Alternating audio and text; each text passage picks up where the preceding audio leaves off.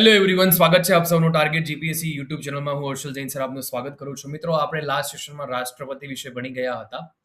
એમાં આપણે 58માં અનુચ્છેદ સુધી ચર્ચા કરી ગયા હતા. પછી મેં કહ્યું હતું કે આપણે આનાથી આગળ નેક્સ્ટ ક્લાસમાં ચર્ચા કરીશું. જો તમે આવનારી સીસી, તલાટી, પોલીસ કોન્સ્ટેબલ, પીએસઆઈ, બરાબર, જીપીએસસી, એસટીઆઈ, કોઈ પણ વર્ગ 1 થી વર્ગ 3 ની 4 ની તૈયારી કરી રહ્યા છો, તો તમારી માટે રોજ રાત્રે 9:30 વાગ્યાનો સેશન મોસ્ટ ઇમ્પોર્ટન્ટ રહેતો હોય છે. તો ખાસ તારીખ વિદ્યાર્થી મિત્રો જોડાઈ જવાનું છે.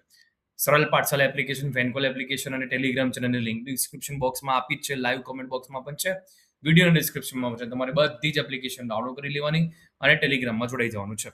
ચલો ભગવાનના દર્શન કરી લઈને પછી આપણે સેશનની શરૂઆત કરીએ.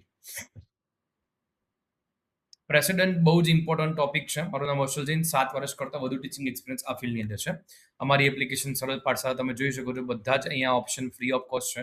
પેઇડ લખેલા પણ ફ્રી ઓફ કોસ્ટ કરી દીધા છે અમે. ફેનકોલ એપ્લિકેશનમાં તમે અમારી સાથે વિડીયો કોલ થકી તમારા તમામ ડાઉટ સોર્ટ આઉટ કરાવી શકો છો. લિંક ડિસ્ક્રિપ્શન બોક્સમાં આપી છે. ડેઈલી રાત્રે 9:30 વાગે આપણે જોડાઈ જવાનું છે. રાત્રે 9:30 વાગે આપણી આ જ યુટ્યુબ ચેનલમાં. ઓકે, છેલ્લે આપણે અનુચ્છેદ 58માં અટક્યા હતા. કાર્યકાળ થઈ ગયો તો 58 લાયકાત પગાર ભત્તા સુધી પહોંચ્યા હતા. યસ, 58માં પતી ગયું હતું. અનુચ્છેદ 59માં રાષ્ટ્રપતિના પગાર ભત્તાની વાત ચાલે છે. પગાર ભત્તાની જોગવાઈ કરવામાં આવી છે. બીજી અનુસૂચિ અનુસાર સંસદ કાયદાથી નક્કી કરે તે પગાર અપાય છે. તેઓને પગાર ભારતની સંચિત નિધિમાંથી આપવામાં આવે છે. બરાબર. કઈ અનુસૂચિ મુજબ પગાર ભત્તા? બીજી અનુસૂચિ મુજબ પગાર ભત્તા ક્યાંથી આપવામાં આવે? તો ભારતની સંચિત નિધિમાંથી આપવામાં આવે. એના પગાર ભત્તા અને કાર્યકાળ દરમિયાન ઘટાડી શકતા નથી. ભાડું ભર્યા વગર નિવાસસ્થાન એટલે કે રાષ્ટ્રપતિ ભવન મળવા પાત્ર છે. કઈ જ ભાડું ભરવાનું નહીં, કોઈ પણ નહીં, એમને રાષ્ટ્રપતિ ભવન છે રહેવા મળી જાય. 5 લાખ પગાર છે તે ચૂકવવામાં આવે જ્યારે હાજર હોય એ વખતમાં. અને જ્યારે માસિક પગાર હોય એ 50% પેન્શનના આપવામાં આવે. બરાબર. માસિક પગારના 50% પેન્શન તરીકે નિર્ધારિત કરવામાં આવેલા હોય છે પ્રેસિડેન્ટજી માટે. તો ઘણી મોટી પોસ્ટ કહેવાય. ભલે એમાં વડાપ્રધાન છે તે કાર્ય કરતા હોય, પણ અહીંયા 5 લાખ રૂપિયા પ્રતિ મહિનો મળતો હોય અને જો એ તમે રિટાયર બી થઈ ગયો તો 50% પેન્શન તો ખરું જ. છેલ્લે જે અમાઉન્ટમાં તમને જો મળી હોય સેલેરી, એના અડધા તો ખરા જ, 50% તો ખરા જ. ઓકે, અનુચ્છેદ 60ની વાત કરવામાં આવે તો શપથની વાત છે. રાષ્ટ્રપતિને શપથ અથવા પ્રતિજ્ઞાની જોગવાઈ કરવામાં આવી છે. સુપ્રીમ કોર્ટના મુખ્ય ન્યાયાધીશ જો તે હાજર ન હોય તો સર્વોચ્ચ અદાલતના વરિષ્ઠ ન્યાયાધીશ રાષ્ટ્રપતિ તરીકેની શપથ લેવડાવે છે. રાઈટ, આ તમારે ધ્યાનમાં રાખવાનું છે. રાષ્ટ્રપતિના આ બધા પોઈન્ટ ઓફ વ્યૂ બહુ ઇમ્પોર્ટન્ટ છે. એક્ઝામની અંદર આપણને ખાસ પૂછી શકે એવા પોઈન્ટ ઓફ વ્યૂ છે. ઓકે, હવે રાષ્ટ્રપતિને દૂર કરવાની પ્રક્રિયા એટલે કે રાષ્ટ્રપતિ પર મહાભિયોગની પ્રક્રિયા અનુચ્છેદ 61 મુજબ લાવવામાં આવે. સામાન્ય રીતે 5 વર્ષ સુધી રાષ્ટ્રપતિ પોતાનું પદ ધારણ કરે છે અને રાજીનામું આપે તો બંધારણના ભંગના આરોપસર 61 અનુચ્છેદમાં નિશ્ચિત કરેલી કાર્યવાહીને અનુસરી તેના પર હોદ્દા પરથી દૂર કરી શકાય.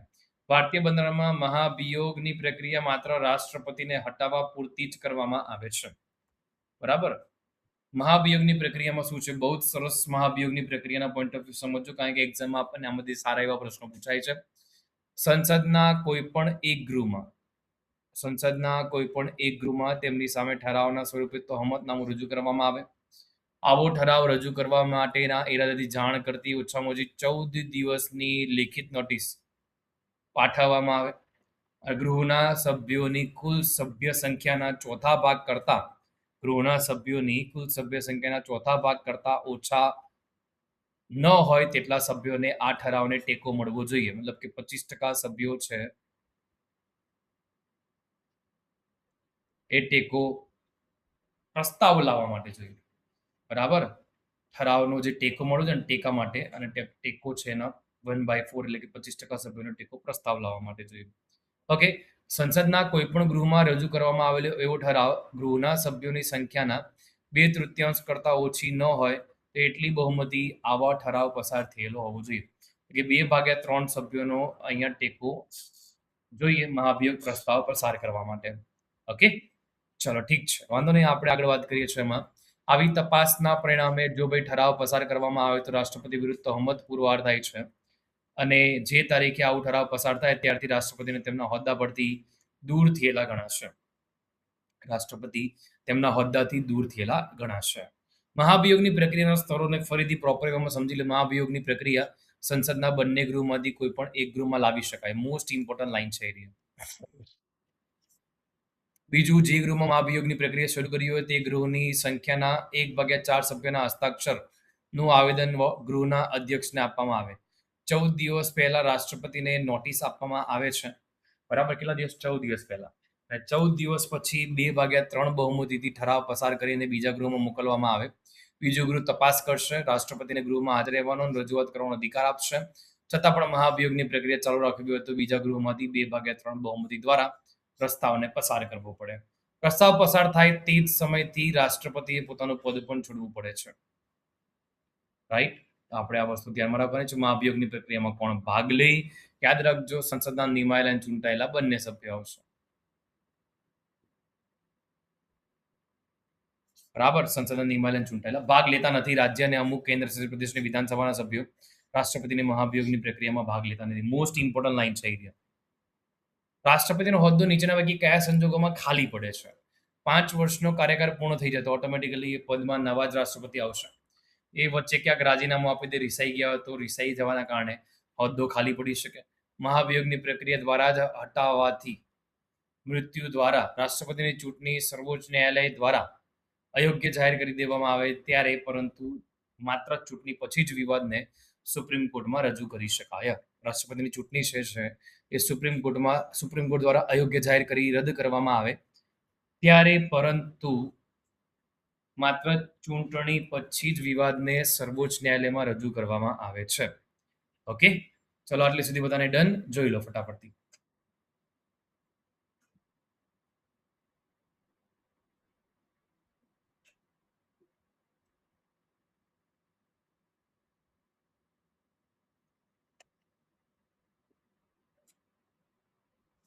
ડન. ઓકે, રાષ્ટ્રપતિનો હોદ્દો નીચેના સંજોગોમાં ખાલી પડે છે. રાષ્ટ્રપતિના ચૂંટાયા પછી રાષ્ટ્રપતિની ચૂંટણીમાં વિવાદમાં સર્વોચ્ચ ન્યાયાલય દ્વારા રાષ્ટ્રપતિની ચૂંટણી રદ જાહેર કરવામાં આવે છે. તો જાહેરાતથી પહેલા કરવામાં આવેલા રાષ્ટ્રપતિના કાર્યો ગેરકાયદેસર ગણાય નહીં. રાષ્ટ્રપતિના ચૂંટાયા પછી રાષ્ટ્રપતિની ચૂંટણીના વિવાદમાં સુપ્રીમ કોર્ટ દ્વારા રાષ્ટ્રપતિની ચૂંટણી રદ જાહેર કરવામાં આવે ને, તો તેમની જાહેરાતથી પહેલા કરવામાં આવેલા રાષ્ટ્રપતિના કાર્યો ગેરકાયદેસર ગણાય નહીં. આ તમે ધ્યાનમાં રાખજો. રાષ્ટ્રપતિની શક્તિઓ જે છે એને આપણે આ ક્લાસમાં ચર્ચા નથી કરી, ખાલી ઉપરથી તમને બતાવી દઉં. રાષ્ટ્રપતિ શક્તિમાં કારોબારી શક્તિ આવે, મોટે ભાગે નિમણૂકની વાત છે. ધારાકીય સત્તામાં 2 મોટું છે, એક વીટો પાવર અને વટહુકમ બહાર પાડવાની સત્તા. પછી નાણાકીય સત્તા આવે, ફિનાન્શિયલ જે સત્તા છે એમની. ન્યાયિક સત્તા આવે, જ્યુડિશિયલી પાવર. બરાબર. કટોકટી લશ્કરી આવે, લશ્કરી સત્તાઓ, રાજદ્વારી સત્તાઓ, સ્વવિવેકની સત્તા અને વિશેષ. આટલા પોઈન્ટ ઓફ વ્યૂ છે, આપણે નેક્સ્ટ ક્લાસમાં ચર્ચા કરીશું. આઈ હોપ તમને બધા મિત્રોને ક્લિયર હશે. મળીએ છીએ નેક્સ્ટ ક્લાસમાં. જય હિન્દ, જય ભારત, જય જય ગરવી ગુજરાત. વધુમાં વધુ મિત્રો સુધી શેર કરો. આપણી યુટ્યુબ ચેનલ સબસ્ક્રાઇબ કરવાનું અચૂકપણે ભૂલો નહીં, કારણ કે આપણી યુટ્યુબ ચેનલ પર ડેલી સાંજે 9:30 વાગે, રાત્રે 9:30 વાગે તમારી માટે ખાસ આપણે આ સિરીઝ ચલાવી રહી, જેમાં ભારતનો ઇતિહાસ, ભારતનું બંધારણ ચાલી રહ્યું છે. આપણે હજી એક સબ્જેક્ટ આમાં ઉમેર્યું છે, એટલે તમને વીકમાં 2 સેશન છે તે દરેક વિષયના મળી રહે. ટોટલ 3 વિષય સાયમલ્ટેનિયસલી ચાલતા રહેશે આપણે. ઓકે, મળીએ નેક્સ્ટ ક્લાસમાં. જય હિન્દ, જય ભારત, જય જય ગરવી ગુજરાત. વધુમાં વધુ મિત્રો સુધી શેર કરો. Thank you for watching this video. Subscribe, share and like.